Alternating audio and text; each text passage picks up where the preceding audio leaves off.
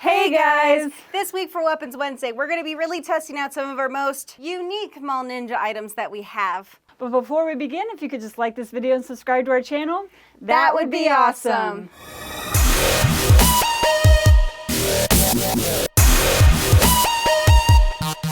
So last week, we showed off 4 different swords with 4 different steel types and put them through some tests to see which one would hold up the best. And then we asked you guys to go to the community tab and vote for which one you thought dealt with the damage the best. And you guys went to the community tab and voted for the red sawback machete. Excellent choice, guys. I really like testing that one out, and I'm surprised it even managed to stay intact. Yeah, we were surprised that it did as well as it did. So good job, guys. So this week, Mel and I are going to take a look at 5 different Mall Ninja weapons and see if they can handle any abuse or if they're more or less just wall decorations. So at the end of this video, make sure you guys go to the community tab and vote for which one you like best. And as always, there's links in the description of this video to find out more information about each of these products. But without further ado, our first weapon is the Dragon Tail Razor Knife. This is serious Mall Ninja territory. The dragon of the handle is made up of a cast metal and appears to be screaming into the void. The spikes of the dragon tail that curve up around your fist are a number of pointed and unsharpened blades. The grip section is a hard ABS plastic that has an ergonomic grip. It measures about 7 inches at the longest and weighs only 1 pound. I'm just interested to see if it's actually going to hold up or anything because it even comes with this cute little stand. Ooh. More for decoration than an actual weapon. So I'm going to be impressed to see if it actually holds up to anything. It goes like that. And our next Mall Ninja weapon is the legendary anime Kunai. You may have seen this kunai in a number of different anime TV shows that you've probably have watched. It is made of a metal alloy, which they don't specify what type, and covered in a matte black coating for stealth. The sides aren't sharpened, and the almost 5-inch long spike does not have a pointed tip. It's more blunted. It reaches about 11 inches long and weighs about 7.4 ounces. I mean, this thing is just massive. I don't know what we'd be able to do with it. I don't really think this would be good for throwing since it's kind of blunted tips and everything like that. Yeah, we'll see how it does through some of the tests, but in general, it's just a very cool looking weapon and it's got a really nice handle feel as well. And the next weapon is the Dark Venom Push Sword. We recently covered this item in a previous video, but we wanted to put it through more serious tests to see how it holds up. Crafted from 440 stainless steel and covered in a black and red oxide coating, this forward sword has an 8-inch sharpened edge and measures about 27 inches in total. The center arm is a thermoplastic and the forearm strap is adjustable. The blade and the handle venting really add to the Mall Ninja vibe because they seem to only add to the aesthetics besides cutting the overall weight down to about 1 pound and 6 ounces. So yeah, we covered this one recently, but we didn't test it very well. I mean, the one thing that I do remember from when we tested out last time, if we were trying to get in deep with this blade, it kept getting stuck. So I'm wondering how this is going to hold up with certain tests. So that'll be interesting to see. And our next weapon is the Dark Assassin Tomahawk.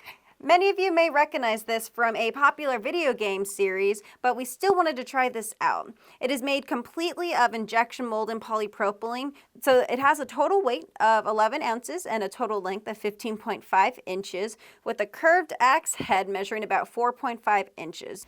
The grip of the handle resembles a leather cord wrap, which was typical for a regular tomahawk. I don't really know how this is going to stand up. I feel like this might be a good blunted instrument.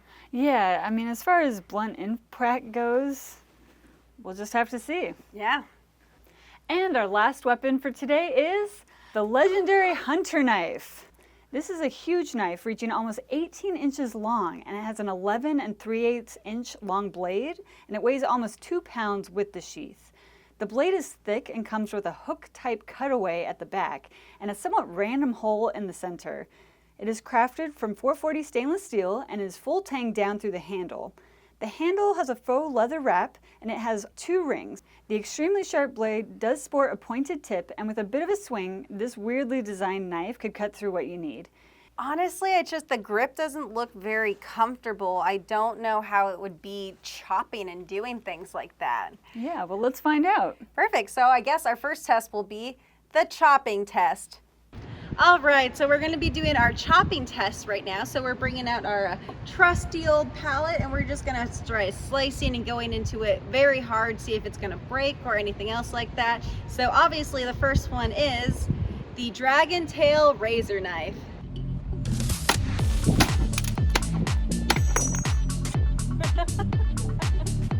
All right, so obviously that didn't last long at all. The head literally just came off from the rest of it. But on the plus side, it does look like you can just push this back into place and it's back to normal. I feel like if we epoxy it for the next test, it's gonna be just fine.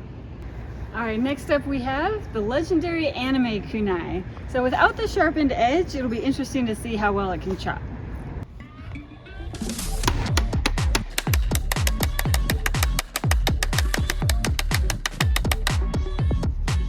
So that held up pretty well. We don't see a whole lot of damage where it was making impact. The handle wrapping is starting to come off though. So the ring twisted a little bit. I was able to just twist it right back on. So yeah, it held up okay. And our next weapon is the dark Venom push sword.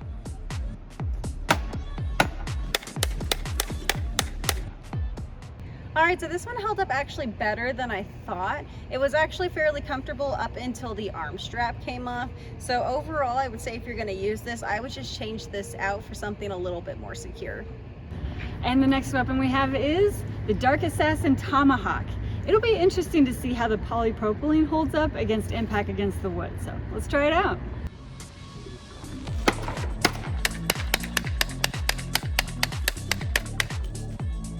So that one held up surprisingly well. It only has just minor cosmetic damage.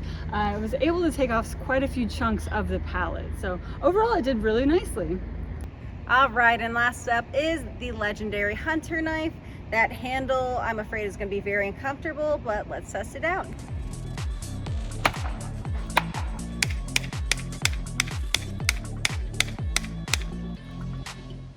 I'm actually very impressed. That was actually very comfortable. I didn't feel anything wrong when I was using it like that, and there's just very minor scratches on that. So I'm actually very impressed. But our next test is the piercing test. So Kyle gave us some leftover sodas that we're going to use for our piercing test. And first up we have the dragon tail razor knife. We did glue the head back on, so that's nice and secure. And I am going to aim for one of the second, maybe third one down to see if it'll pierce through.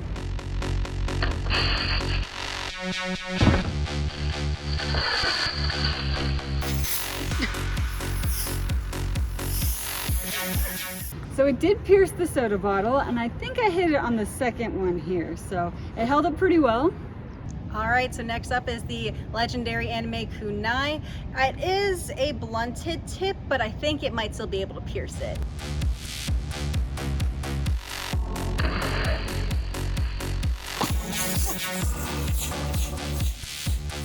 All right, so that one did pierce it. I feel like maybe if I did from a different position, it actually could have gotten to splatter, but the cord wrap is starting to come off more, and then this did start loosening up, but once again, you can just twist it and it's back to normal.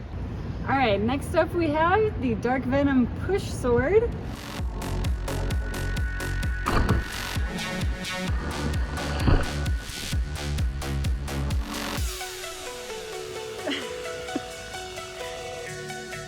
Okay, well that works very well. So there was little to no effort, just went right through it and it totally exploded. And next up is the Dark Assassin Tomahawk. We only have 4 sodas, so we're gonna use one that's not fully pierced just because we wanna save the last full one for the legendary hunter knife. Nope. Nope. Nope. All right, so I guess it's a good thing we didn't waste the soda on it because obviously it's not gonna do anything. And our last weapon is the legendary hunter knife. So the blade is extremely sharp on this, but the tip not as much, so we'll see what it can do.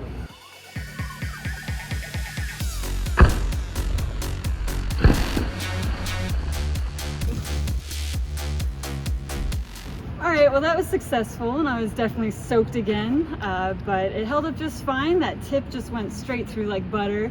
So yeah, it did really well. Now we'll go on to our last test, which is our strength test. All right, so our last test is going to be the strength test. So obviously we're using cinder blocks again, and we're just going to like slash, stab, try to see if we can break these or not. So first up is the dragon tail razor knife. I'm scared.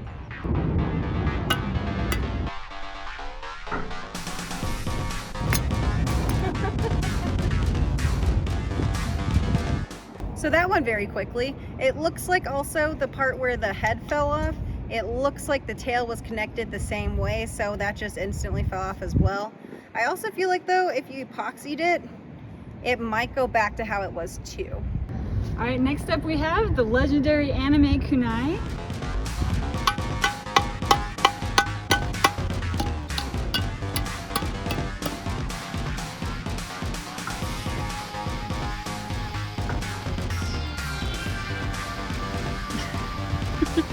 So the handle wrapping held up okay. The tip, however, once I started just coming straight down on it, it just curled over like nothing. And then all of the section that I had here just totally marred up. So yeah, definitely not designed to be hitting cinder blocks.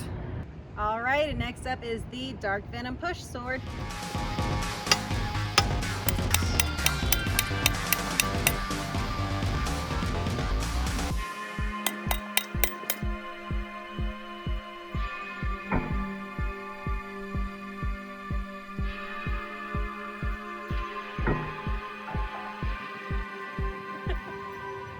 Yeah, the concrete and those little sharp edges did not work out well together.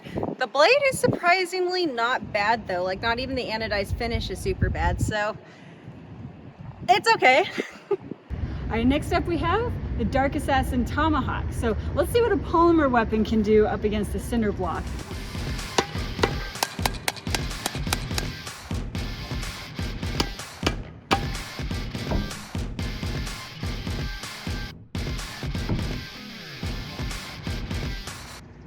So nothing broke, but you can see it just changed shape. So that tip is completely gone. Same thing for this area as well. It was surprisingly easy to swing around though. Yeah. All right, and last up is the legendary hunter knife. It was comfortable striking with the pallet. I am a little worried about how comfortable it's going to be chopping into the block.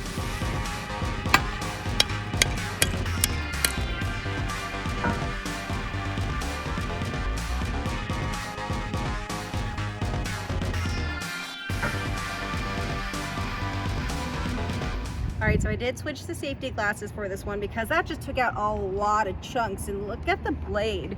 There's not much wrong with it. Like you can kind of see the red from the little concrete stuff in there, but overall it held up really surprisingly well. I kind of want to try it. I mean, if you want to try it, you can.